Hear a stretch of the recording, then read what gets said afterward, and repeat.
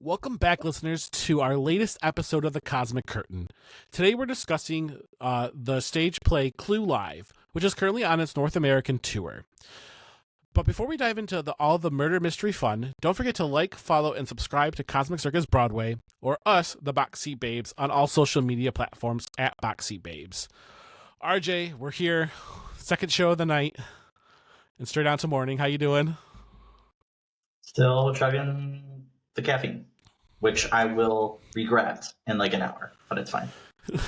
When we're done with this, you're not going to be able to sleep. But that's okay. Correct. And then I'll just watch 7,000 episodes of some version of NCIS, and my dog will just cry at me and wonder why we're still awake. So, I mean, what a way to wrap up the night. Solving mysteries after we've just seen Clue. That seems apropos. You know? So before we get started into all of the fun, spoiler warning for anybody who has not seen Clue Live and or has not experienced the board game in their entire life or hasn't seen the 1985 film starring Tim Curry. We're going to be talking about different aspects of this, including what happened in the show that's currently on Broadway in Detroit. So scroll along or pause the video and then get back to us, okay? That being said, RJ, I'm going to start off with a hard-hitting question. Did you grow up playing Clue? Nope. No? Nope. You've not played Clue? Nope. Oh man. And I didn't watch the movie either, so we're gonna jump that ship right away. I went in blind. Why did you never play Clue? We didn't have it. Okay, that's fine. Also, we were like there was like really well, and this is just my memory not serving me well. The game of choice was Rummy Cube. Okay, I vaguely know that game. Because it was my grandma's favorite game, and so that is what we played. That was it. I mean, we did play other games. We played like childhood games, but like Clue is an aged game. Okay. Like, it's not new. You know what I mean? So when it comes to like aged games, Rummy Cube, like we have the original box with the old everything that's stained yellow. That explains and I think maybe like we played Monopoly aside from that, but Clue wasn't it. Wasn't the thing. I was gonna say you struck me as a Monopoly family. I do not know why. That's how I pictured it, and it's funny because Monopoly pisses me off. I cannot make it through the game without getting angry. Why? That's a whole other thing to go through. We will have a separate episode for Monopoly. Because, yes, did I get my family Costco version of Monopoly for Christmas last year? Yes, I did. Have we played it? Yes, we do. And Is it a collection of Monopolies. We have Great Lakes Monopoly. There's another Monopoly. The obviously regular Monopoly. We have like National Parks Monopoly. There's a few. How many of them are up at the cabin? 2. Only 2. That's not bad. I was a Clue kid growing up. See that? That doesn't shock you? No. Why? It's strategy, kind of. It is, and in fact, I actually got, being the Harry Potter kid that I was, I have before, like, right when the books came out, they had a whole bunch of, like, pre-movie Harry Potter games and stuff like that, and I have the Murder at Hogwarts game, and it's actually in my office at work, and I play it with the kids quite frequently. If we're talking old school, though, Professor Plum was my guy. I loved the original game. We had the one that was like the box was falling apart, but it had the actual pieces of the murder weapons. We were a Clue family, and I think it was because Monopoly took too long and just made too much infighting that we just Clue. Everybody had to solve the murder, and you were kind of a free for all. So definitely was a Clue kid growing up, and I've seen the film, so I think this is going to be interesting because you have a clean perspective of the show, and I have one that's been tainted by years of Clue experience. Did you have any preconceived notions about the play before going into it? Zero. Zero. I You mean, knew nothing. I knew that just based on just the marketing, I knew that it had to be a comedy. I knew that it had to be like a slapstick comedy because otherwise there's no reason that it would work. Okay. What makes you say So that? it's not that I'm completely lived under a rock. Like I've heard of Clue. Like I knew it was a game. I knew it was a movie. I knew that it had a following because people like you have had said like, "Oh, I've seen it. I've played it. I love it. I would love to see it live."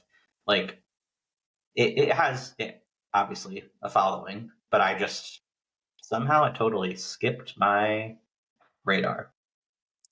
Which is fair. I mean, so I think that the interesting thing about the game is that the game feels very serious, but the movie is not. And so the fact that this is a stage adaptation of the film leans itself well to the show, if that makes sense. Because you're right, it is very funny. It is considered a farce. Like and we all know about farces in this world. Like, I mean, this is probably one of the better farces that I've seen, but it's still a farce nonetheless. Would you agree with that? Would you not agree with that? How would you Uh, classify this? yes, a farce. I'm not a farce guy. I know. And so it's hard because I'm the person in the audience during a farce to roll their eyes, right? Because I'm like, they're all the same, which that's not fair. They're not all the same, but they kind of are. That's the point of them. So, eh. I mean, So far, that's the reason that I haven't seen the movie, right? Like, uh-huh. it's not something that's going to cross my screen. So I'm gonna dive in real quick to what is a farce because I know the word. I kind of had an idea, but like the farce idea is kind of like the running in and out of scenes, slamming doors, physical comedy, correct? Which this does have a lot of. There is a lot of physical comedy, and some of it really worked, and some of it maybe didn't work quite so much. Um, but let's just dive in right into the story. So obviously, this is takes place at Boddy Manor, or over the years it's Boddy Mansion. There's a few different words for it, but it's a mansion out in the middle of nowhere, and these six people, all with fake names, are asked to come there, and they're all called there for a reason. What did you think of the introduction of these characters? Like, did any of them stand out to you? Well, I'm going to backtrack for a minute because I looked up Please. farce, Okay. and it's actually kind of funny. Technically, Oxford Dictionary version of farce is a comic dramatic work using buffoonery and horseplay, and typically including crude characterization and ludicrousy and improbable situations. So just had to share that Okay. with our audience. Makes total sense. Okay. And obviously, I mean, similarly, slapsticks, comedy, broad comedy, vaudeville, but those are our definitions. So sorry, back on track now. I Except vaudeville is actually a farce. I did not ever connect those. yeah, yeah. I mean, because yeah, it is playing on like maybe a little bit more on stereotypes, like exaggerating stereotypes, which of course, like yeah, we saw a lot of that last night too. So For sure.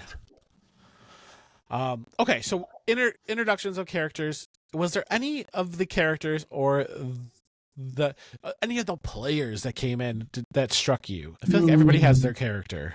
I mean, they're all very distinct. I mean, you know who everybody is, right? Like that is the point: is that they're over exaggerated and playing up whoever they are to the most extreme version of themselves. Sure.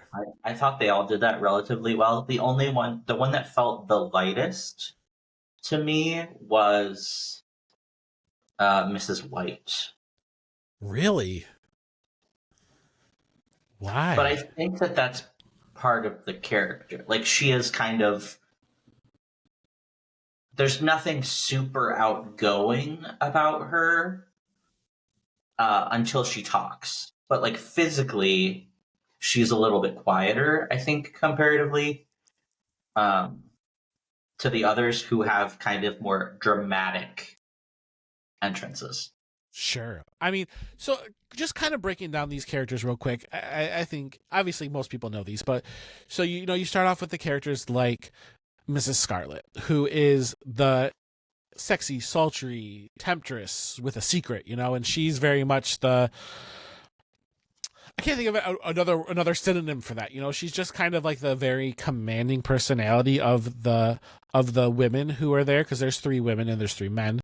Um, there is Mrs. White, who is um, a little bit more reserved and quiet and more like the older wife who has the Black Widow, literally secrets behind the scenes. Mrs. Peacock, who is the church loving uh, churchgoer, loves God and drinks too heavily, even though she wants to pretend like she doesn't. We have Professor Plum, who is just a creep. It's easy enough. Colonel Mustard, who is lovably stupid for being a colonel, and then of course we have Mr. Green, who is just the basket case of them all. I mean, they're such caricatures of the of the person they're supposed to be, if that makes sense. Like they're exaggerated again in that farce style, an exaggeration of all of that, of like all of these personality types. Yeah, and aged. Like, I mean, when was this originally put out? Obviously, The decades ago. Yeah, Um, and that is the characterizations are to the time. Like they have not changed, I think, at all. the thing about this is that the film came out in 1985. The show is from the 2017, but this is also set in the 1950s, and I think that they're greatly poking fun at the characters you would see in a 1950s film of this type. Is really what's going on here. I mean, you have like Wadsworth, who is just like the quintessential British butler who is making passes at the maid, and like there's all of these. You're kind of like poking fun at these old tropes for characters as they all come together, and they're all kind of learning that there's maybe some secrets underneath the surface. With that, there's they kind of get introduced to Mr. Boddy. And so I kind of want to know your opinion of Mr. Boddy, because he was the down to the accent, down to the personality, he was also a trope. What did you feel when he kind of got introduced into the scene? I mean, again, like the eye roll moment of like, okay, we're gonna take every, you know, gangster style Yes. mafia looking stereotype um, and shove it into a bag. Uh-huh. And that is the character. Sure. And then the lights go out, and he's dead. Did you, from that moment, start trying to put the pieces together on who did it, or were you able to kind of separate yourself from the clue piece, like putting the pieces together to solve the murder? Yeah, no. No. At first, I think I thought about it, obviously, because like that's the premise, right? But I Right. also knew, like, I think somewhere in the back of my mind, I'd either heard of this show or something to or maybe seen something similarly enough that I was like, I know how this ends. Okay. And so I didn't even try. Like, I was like, I didn't know specifics, but I knew generally. And so I was like, I'm not gonna try. Basically, Sure. I'm not gonna try because I'm Sure. also just trying to like watch a show. Sure. And so I think in that way, I saw more of the farce side of it than I did as a like. I almost didn't see a mystery. Okay.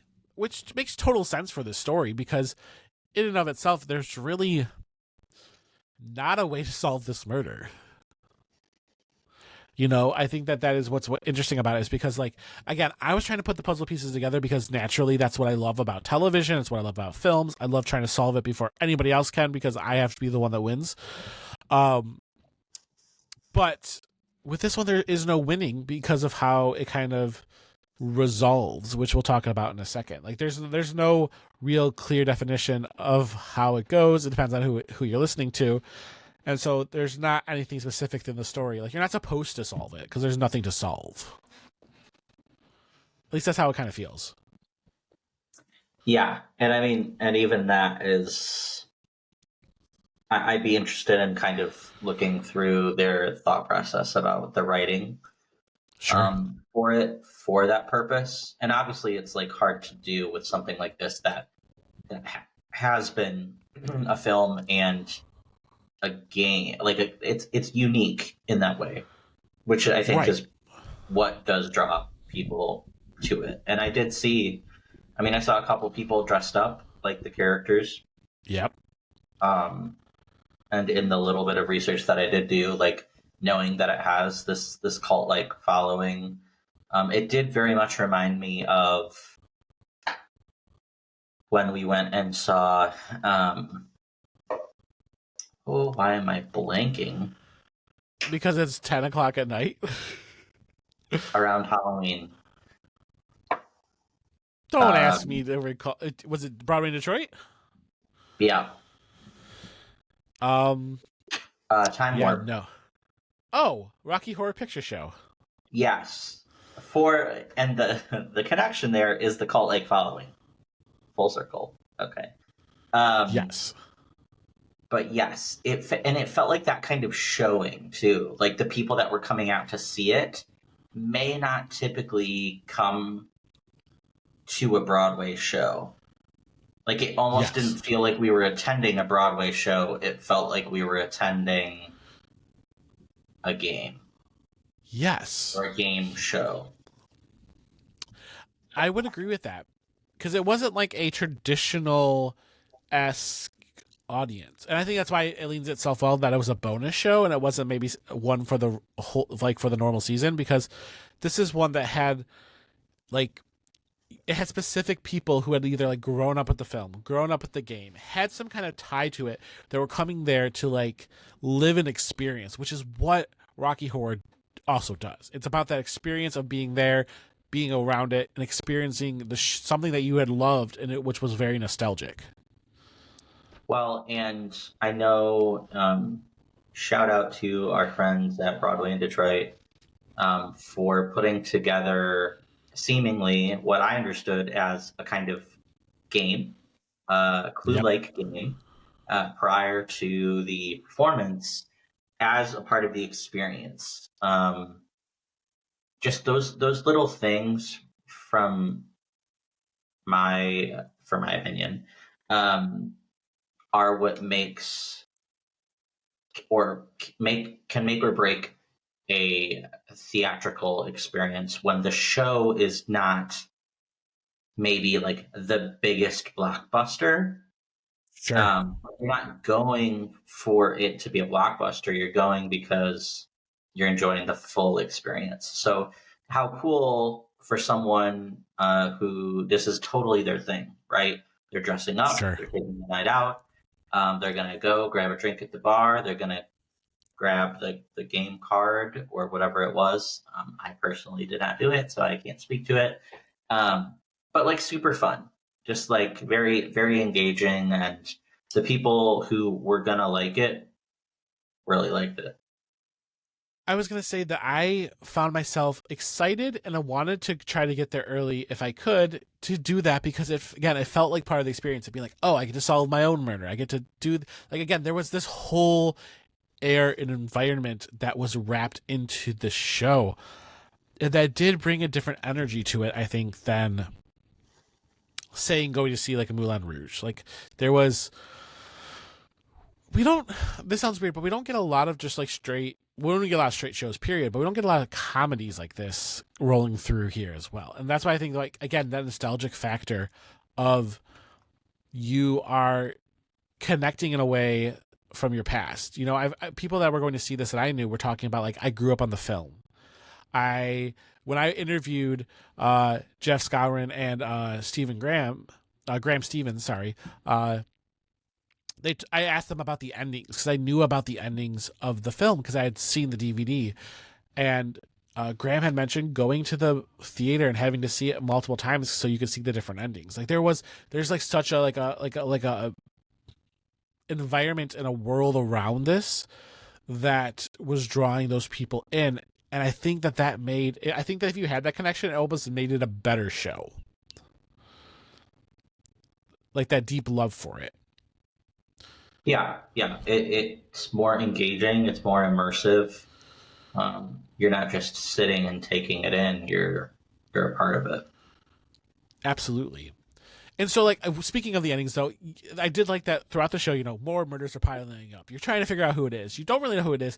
And then you actually did get all the multiple endings for the show, for the film, wrapped up into one, which I thought was really cool. How they did, like, a rewind thing for Hamilton a little bit, you know, and there was some of those aspects. And you got to see how it played out in multiple ways. You got to see different characters be the villain. You got to see different characters be the hero. And so I do think that, like, story-wise, that was kind of like, to me, was kind of the coolest aspect of the show, besides a lot of that humor, was seeing the different endings play out, and that felt like the Clue game as well, you know? How did you like that? Yeah, I mean, I think it was very well done. A little bit predictable, because that's just, like, where the show was headed, right? Like, we all knew the direction in which it was going. But shout out for that monologue, because for Wadsworth, I was like, dang, that's intense. That's a lot. And also it was well done. Yes. But yeah, I appreciated that as someone who like kind of had no idea what was going on. Obviously after like the second time, I kind of understood what was going on. Yes. But I'm sure, you know, folks who have spent time with it appreciated the fact that they could kind of see every which way and not just one singular ending. Right. It gave everybody a chance to kind of see their favorite character be the villain or be the hero. And I think that characterization is very interesting in this show, too, because I would say if you remember, but you don't because you didn't play Clue. But like all the pieces were just little tiny color, like here's a red piece, here's a purple piece, you know, and to see them personified and have personalities and see them kind of acting out, again, more closely related to the movie, but it does give it this interesting relationship of just like seeing that something from your childhood come alive. And so to me that was very interesting because again there was that deep love for that. But speaking of nostalgia too, I want to just say I think it was interesting, and we could talk about this more in episode 2 as well with the humor and the acting. But it was also for a straight show, like a stage adaptation of a movie. It didn't change much. Like I think that this was one of those shows that they knew people are coming here for an exact experience, and they gave that exact experience to people. Kind of like Rocky Horror again. Yeah, like I mean the branding, when you have a cult following, it's all about the branding. Like it is all about giving the people exactly what they expect to get. And so you know, obviously there's nuance to that, but making sure that from everyone's perspective they're getting what they came for, that can be hard to achieve sometimes, but it seems that